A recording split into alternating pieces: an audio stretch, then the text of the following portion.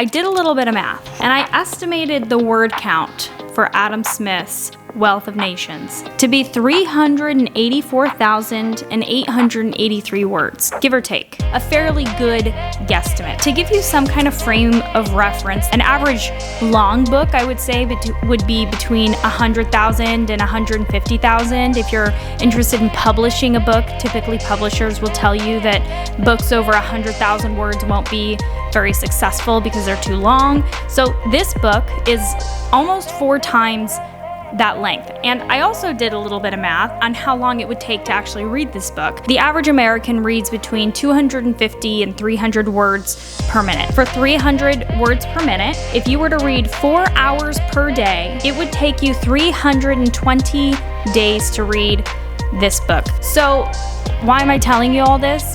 Well, that's because I've given myself 1.5 months to finish this book. I have 6 weeks. So today I'm going to give a little bit of background, talk about what my plan is to read this book. So let's get started.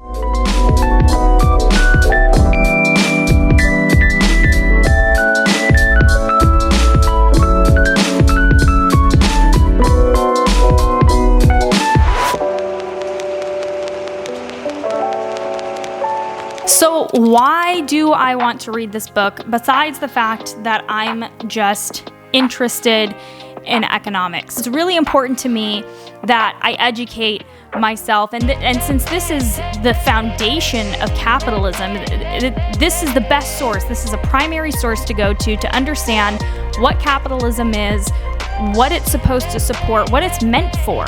And I think that if you follow along with me on this journey, today is literally just the introduction. I have not started reading the book beyond the introduction because I wanted this to be like a journey, of me reading this book and sharing with you the most exciting aspects of it and the things that really stood out to me. And maybe you yourself will find that you'll want to read it. But Lord knows, I am not going to be sitting here for a year reading this. I have 6 weeks to read this book. So how the heck am I going to get through it?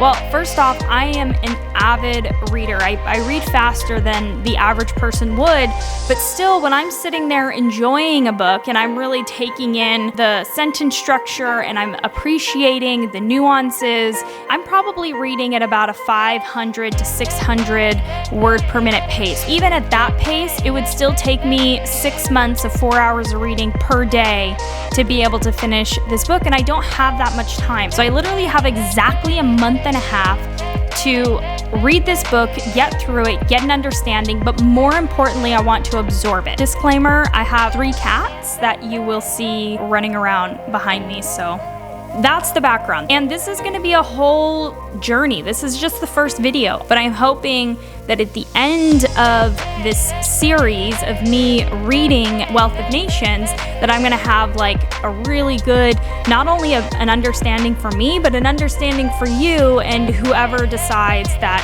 this is a journey that you too would like to go in, but perhaps you don't have the 4 hours a day to read on. So you might be asking yourself, okay, so then what are you going to do? How are you going to read through this book? I think the big issue that a lot of people come up against is they just don't even know where to start. The first thing I needed to do, I needed to make a table of contents for this book. If you can believe it, the publication that I got, it doesn't include a table of contents. It literally just jumps right into the introduction and plan of work, and then 2 pages later, it has book 1. So I needed to create a table of contents so that I could organize and plan my reading, which is super necessary if you want to tackle a large body of work in a short period of time. So I based the way that I formatted my table of contents on the way that the book is formatted. And the book is divided into 5 books. And there are a number of chapters in each book. And some chapters have multiple parts. And then at the end of each book, there are sections that are labeled conclusions. And so I've included that on the table of contents as well. I played around with the formatting on Google Docs until I liked the spacing and the way that it looked. And what's most important is that visually it's easy to read, and there's even a small amount of space in between each line that I can use to write notes if I need to, or anything else that I might need. I've only finished doing the first book, but this only took about 20 minutes once I figured out how I wanted it to be formatted, so the rest of them shouldn't take too long. And if you're wondering why some of them are capitalized and others aren't, that's because that's how it is in the book, and I just wanted it to look consistent between how it is in the book and how it is on my table of contents. I'm not exactly sure how far into indexing this book I'm gonna go, but I am going to index the major ideas, and I'm gonna show you in a minute how I plan to do that.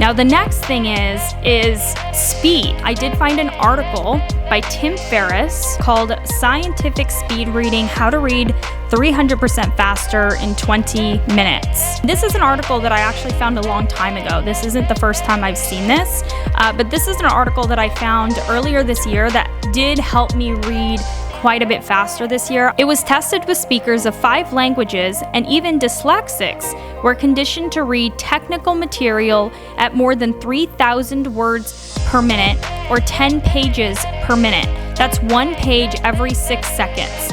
By comparison, the average reading speed in the US is 200 to 300 words per minute. I found this article, I've been using it. It definitely increased my reading speed. I will be doing the reading speed test in the next video that comes out, so you can see how it works for me and how it might work for you. So the final thing that I want to talk about is retention. At the end of the day, the most important thing about reading these nonfiction texts, and especially reading things that aren't necessarily just for the sake of reading, just for the sake of enjoyment, I think you should absolutely, if you're reading anything, kudos to you, keep reading. However, because I'm a nonfiction reader, the most important thing to me is that I retain what I read. I want to be able to use this information later. I want to be able to recall it later. If I decide to do a video about the topic and I want to share this information with you, I need a way to catalog all of this information that I was getting that I could easily go back and recall. What I've been doing this last year is I've just been writing my notes in my books, and it's worked for the most part, but it's not a really good way to recall your information. And I found Ryan Holiday's note card system. I'm gonna put a link to a video in the description that gives the best rundown of how it works, how to catalog it, how to use it. And so yesterday I went out and I bought all my supplies for that. When I get to an idea that's super important, I don't want to have to reference the book every single time. I would like to be able to have a resource to go to. And that's why I am doing this note card system.